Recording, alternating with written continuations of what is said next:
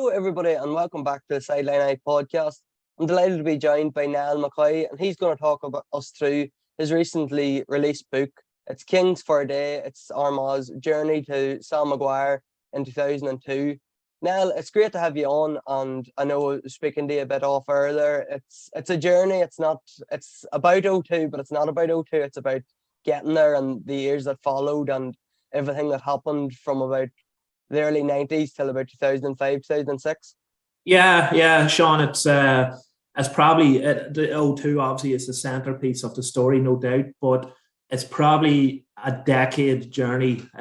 People ask me when it's from, I'd probably say in 97 through to 2007. And I suppose Joe Kernan's last match, Derry in the qualifiers, probably, I know they come back and won an Ulster the next year, but that was probably the breakdown or close to the breakdown of that team that had been on the road since, the late 90s right through. And I suppose the story starts touching on the mid 90s and when the two Bryans came in, and I suppose the part they played in the journey too. And you're right to say that, like it is a journey, and it was a journey that had a lot of bumps. It's a book about Armagh, but there's a lot of bad days for Armagh included in it. And I often say the Armagh story in that time, bar O2, is very much like the Mayo story of now. So many years where they're just within touching distance and they're losing the break of the ball or something happens and they just miss out.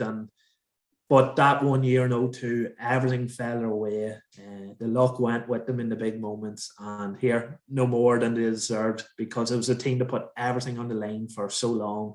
And it's always said, it should have won more. That's, you talk about that Armagh team, the first thing everyone says is it should have won more, which is spot on. And I know for some of the players, it's something that will grate them forever. But looking at them as a fan and someone who followed that team all over the country, they have All-Ireland medals in their back pocket, and no matter what happens in the rest of their lives, coaching, playing, whatever they're at, they'll always have a Celtic cross, and that's what they set out their career to do, and that's what they did. So something to be very proud of when all was said and done.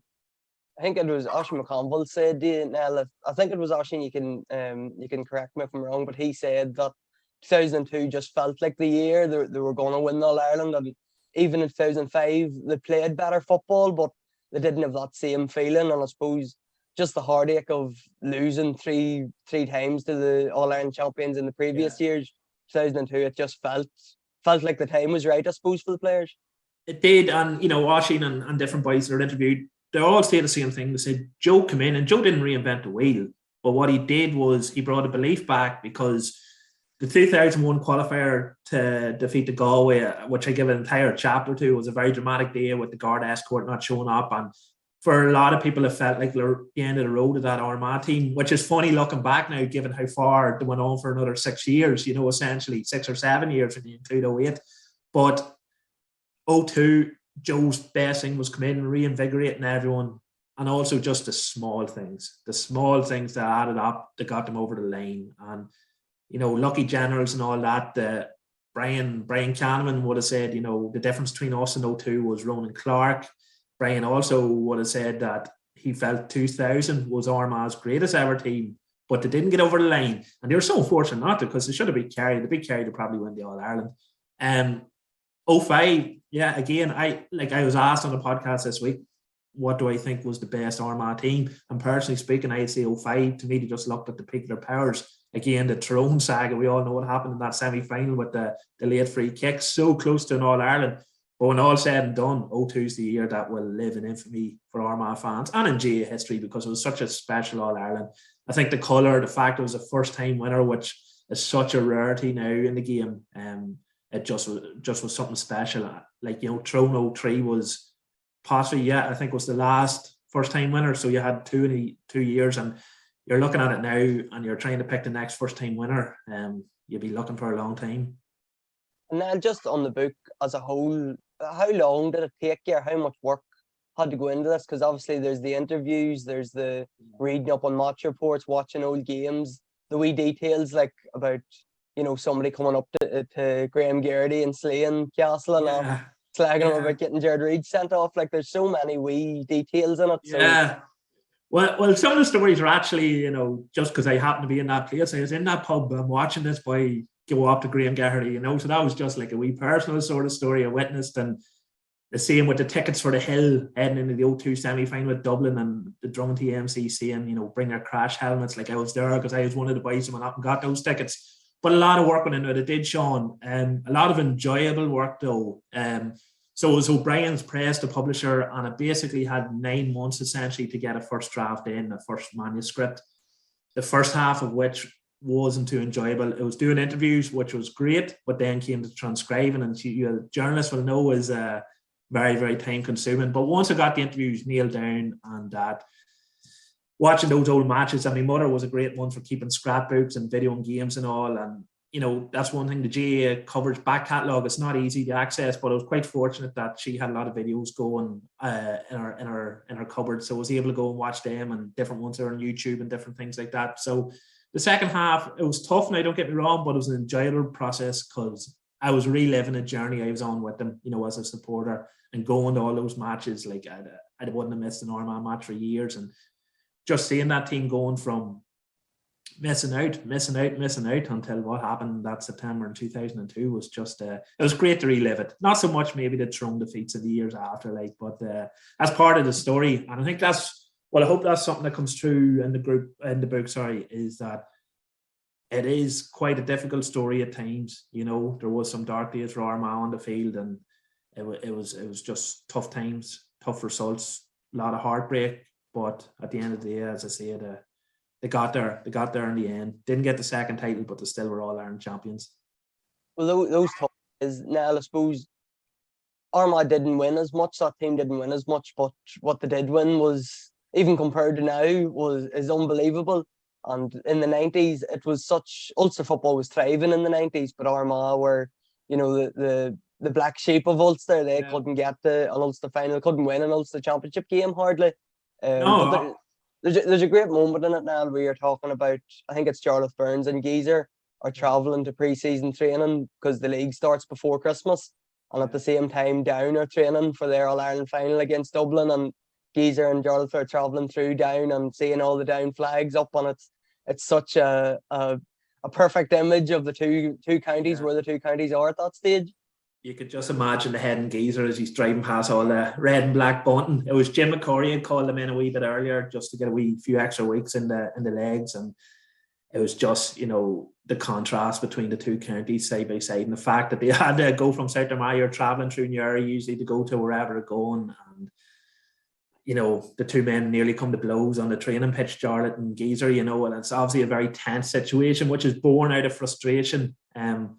Winners, everyone talks about McGeeney and McGrane and boys like that, but, you know, even that Jarlath and those boys were pure winners, so it would have hurt them a lot.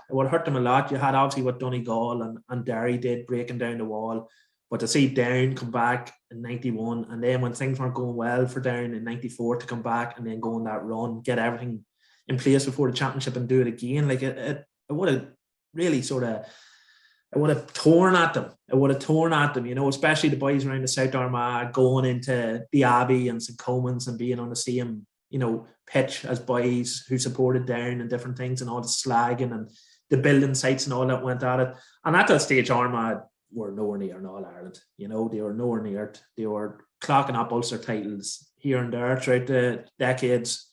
Never really had a serious assault. 1977, they were well beaten. 53 was probably their best moment. Obviously, a famous penalty miss from Bill McCarry. They were leading at that stage, but certainly in the early 90s, while Ulster was taking over, Armagh certainly weren't. And then the two brands come in, Nell, and I don't know how aggressive approach probably isn't an old school approach is probably the best way to word it, but the change Armagh. Yeah, I think you can probably use aggressive when it comes to McAlinden, like, and, you know, I think at the time, because I think as time's gone on, I think people probably appreciate more now what the two Brians brought to the whole All-Ireland success, you know, especially McAlinden. There's definitely something about McAlinden that really brought Armagh to a new level in terms of intensity and different things like that. And I speak to the boys that went and met Dick Advocat, who was over Rangers at the time, you know, different people like that. But Gerlach Nan, they had a conversation, went and met Gerlach Nan, and they had a conversation that seemed to really stick with them. And Ger told him, in training, you got to bend the rules. You got to step over boys that are down injured. You got to bend that ruler, not until it snaps, but until it's on the point to snap. And that's what they did. McAlynn in particular, to say, was a hardy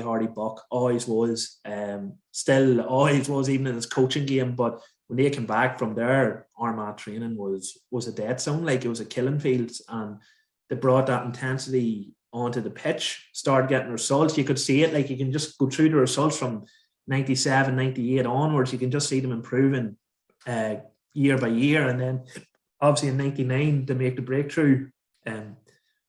The fortune again was with them that year. There was the Derry match in particular. There was a very soft free given. Paddy McKeever was minced by Seamus Downey or Henry, I can't remember which Downey, and Cal O'Rourke put it over late on. And if I watched that tackle and it was given against Armagh, I'd be very annoyed that it was given, but the moments were with them. And then the All-Ireland semi-final against me, the start, to get 2 goals, and they're in a good position, but they probably look like a team that maybe just weren't ready to win an All-Ireland at that stage, and they needed a couple of extra years, and the experiences of that 99 and the 2000 semi-final with Kerry in particular, to have the semi-final won on the first day and then call out, and then the replay as well, went the whole distance. Great learning experiences, hard days, but all that fed in to what happened in 02. Those moments, those clutch moments in 02, like all that fed into that. And there's the brilliant psychology from McAlynn as well, with Jarlath Burns having the sore ankle now, and it was too late to put the injection in that, but he told the doctor to don't put anything in the injection, but stick it into Jarlath there and he'll be all right. He had some laugh telling me that story, and I've been texting Jarlath, but we haven't brought up that story yet. I'm not too sure if he's happy to put it in, but it was too good not to put in. And that's it, and when you get to that high level in sport, like it's a lot of it is the mental game. There's not much between these teams. You're at that high level, and sometimes it can just be the wee bit of mental strength that gets teams over the line or doesn't get them over the line if it's a bit of mental weakness. And McAlynn didn't, I remember talking to him about Derry. It might have been Derry 96 up there, and they're massive underdogs, and they were there, not expected within an horse's roar of Derry, and they started quite well. They went well up, and he's just sizzling at the idea that they couldn't win that match. He's just programmed differently, Brian. When Sarsfields won the championship in 91, it was the same. It was just, well, why can't we win it? What can? So he broke down a lot of barriers. I often say him and Canavan are sort of like a good cop, bad cop by the sounds of it. You had McAlynn very aggressive and intense, and Canavan very sort of, he'd be more arm around the shoulder job. And it was a good mix, because for whatever happened in 02, to win those couple of Ulster titles, like the two Bryans did, for a county like Armagh, which traditionally is not an Armagh powerhouse, was something to really cherish. And Joe comes in then, Niall, obviously off the back of what he done with Crossmaglen, but I didn't realise he was in for was it the Cavan job he was a shoe-in for? He thought he was totally a shoe-in for the Cavan job, and this was a couple of years earlier, and he was also in for the Louth job as well. The late Paddy Clark ended up getting that. Liam Austin ended up getting the Cavan job. So it's funny, he had a really good club CV at that stage too, but obviously he had an All-Ireland win with Cross in 97. So you would have to expect that he was seriously considered, especially for the Cavan one, because I think it was later than the Louth one, and he had added certain stuff to it, in terms of titles. So it's funny. It takes a man in the room in Cavan Town to maybe change Armagh's future, because you go in there, that was back in the day where you stuck around for a couple of years. So it's almost certain. He certainly wouldn't have took Armagh in 02. Probably not. It was a done deal pretty much when the Brian stepped down, that Joe was, there was no people registered interest, but it was a done deal. But if he had been at Cavan, maybe Cavan took them on a similar journey, he mightn't have just wanted to come back to Armagh at that stage. You don't know how it works out. He might have thought they're at the end of the road. So probably a bit different for Cross too, because he ended up staying with Cross a wee bit longer, I think, as a result. So it's funny just how sport works, and these moments that just have such a big impact. That's crazy. And thank God that he didn't get either job and he stayed with Armagh. But on to 02 now, there's so many, I suppose, big headlines or talking points in it. There's Lilamanga, story before the championship. There's, Ray Cosgrove hitting the post, Muhammad Ali's ladder. Like, there's so much in that O2 season. Yeah, and the La Manga one's one I look at as being the most crucial. Obviously, Cosgrove puts it over, it's massive. But if they had lost that Tyrone match after La Manga or lost the replay, psychologically, it would have been so hard for them to recover that year. I don't think they would have recovered. Their qualifiers had been introduced in 2001, so they would have had a second chance. I don't think they would have took it. And Tyrone, were a young team at that stage, but they went down to Sligo, which Armagh nearly did too, of course, but they went down to Sligo, having been heavy favoured. I don't think Armagh would have won the All-Ireland if they had lost to Tyrone in either of those days. And then all of a sudden you're into 03, and who knows from there. It was a chance they were ridiculed at the time. There was articles laughing at them. There was an article that said to be better off going to Lourdes. So it's they took their stick. The Tyrone boys, while Armagh were in La Manga, the Tyrone boys were playing around the club championship.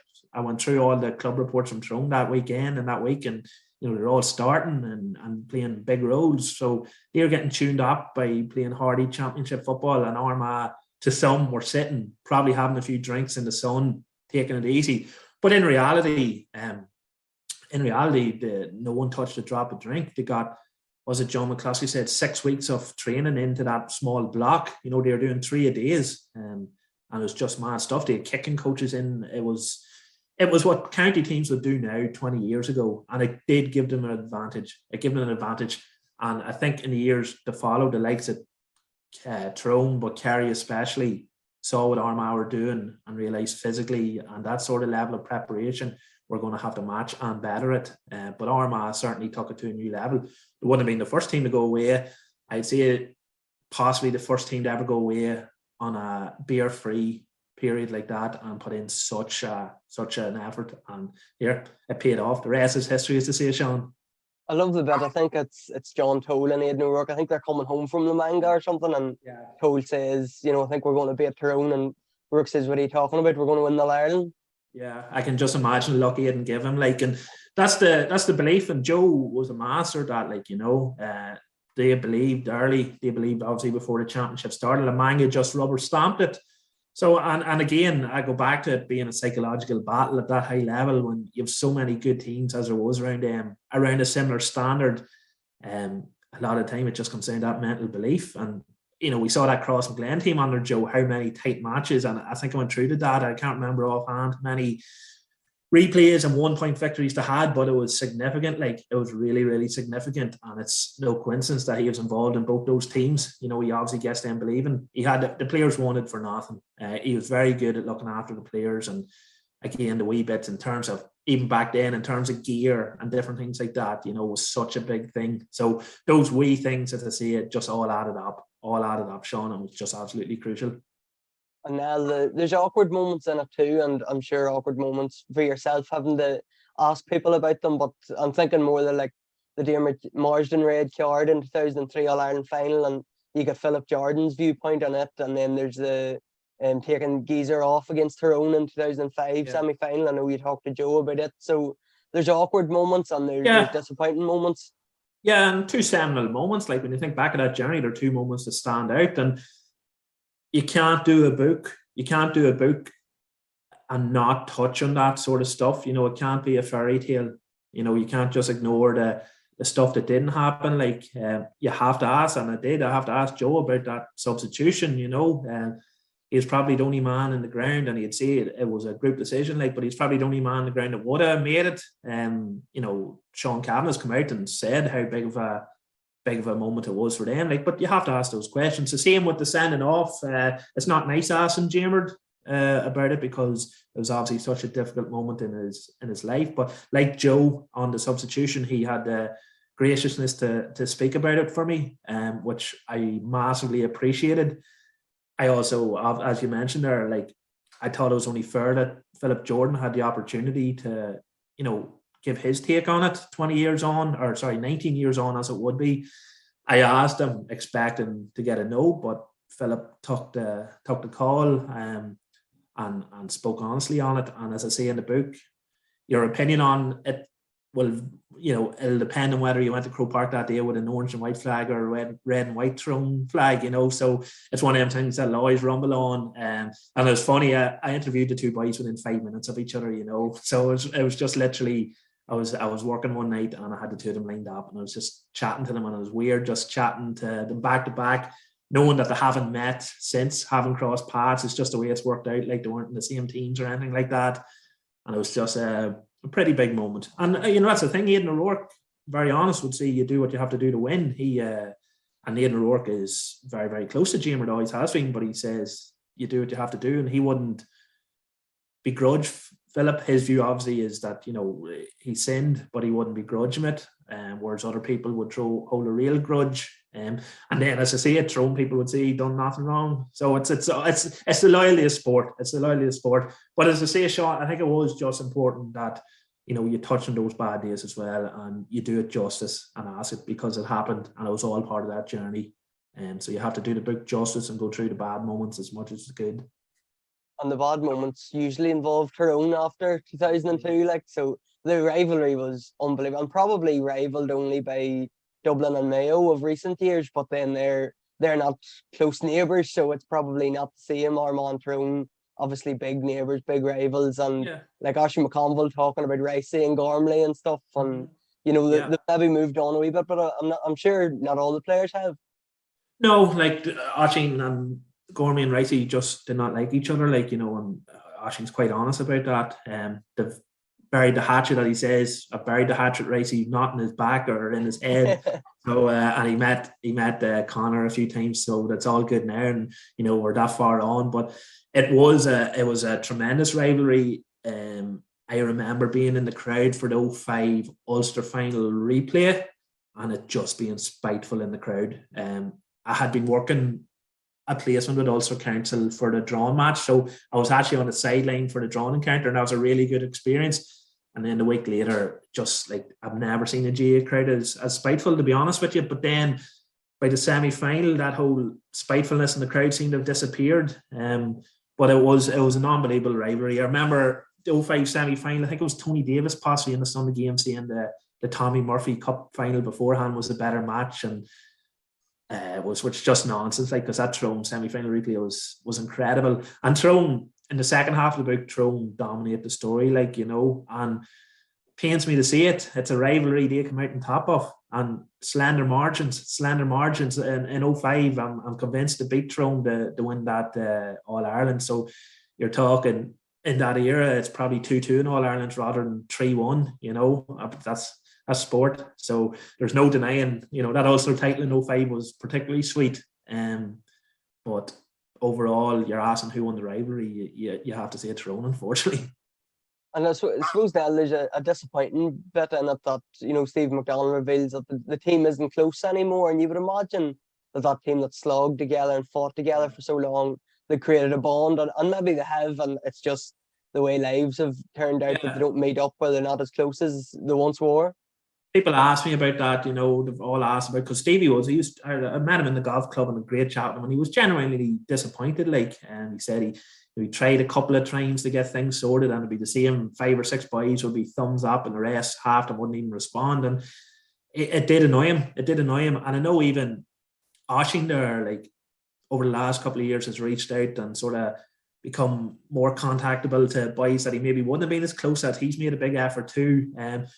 My theory is that so many of the players went straight into coaching and management that straight away they're into different environments. They're into different, not back then, obviously there wouldn't have been WhatsApp groups, but they're going into different changing rooms, so they're straight away, their focus was diverted to another team.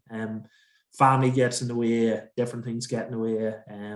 But I was very pleased to see that a few months ago they had the reunion down in Lurgan, and it seemed like everyone, or essentially everyone, was there, and I thought that was really, really nice to see. The photos from the event were first class, and the team photo and different things like that. So I hope it's something like we talked about with Stevie about the down 91 and 94 team that still do golf days and meet up and different things, and I hope that reunion sort of sparks something like that, because you wouldn't get a closer group of boys in the dressing room than that Armagh team. They just put their bodies on the line for each other. I think that one of my favourite lines in the book is maybe the first line in it is talking about the author, and it says Armagh's journey going to the All Ireland, and now I'm kind of looking forward to the second one. So you must think Armagh close enough at this stage, are you? I do, and I've no problem saying it. I think Armagh are a couple of players short. I think particularly in defence, and they could really do with midfield. But then you have to remember that Niall Grimley and Archie O'Neill, two fantastic options in the midfield, missed last year, through injury. So touch wood, those boys get a bit of luck. I genuinely think this Armagh team can win All Ireland in the next couple of years. There's a couple of reasons. I think that there's no longer an incredible team out there. We had that Dublin team. The only asterisk I'll put beside that is I'm not sure how Kerry will react to winning, how much that will release them. I just don't think I can see them doing the 6 in a row and what Dublin done. So that opens the door up. And you look at it very basically, the Galway match that they very easily could have came through not playing well. I don't think anyone would see Armagh played particularly well that day. Galway got to an All-Ireland final and with 10 minutes left are right there in the question for an All-Ireland title. I think when you just look at the players and someone like Rian O'Neill to spearhead the attack, and there's just good players all over the place. I think if they could get a couple more, just a wee bit more depth, because they were hurt with injuries. Obviously, Kieran Mackin last year, Conor Mackin last year, as I said, Grimley, O'Neill, like they were missing quite a few boys.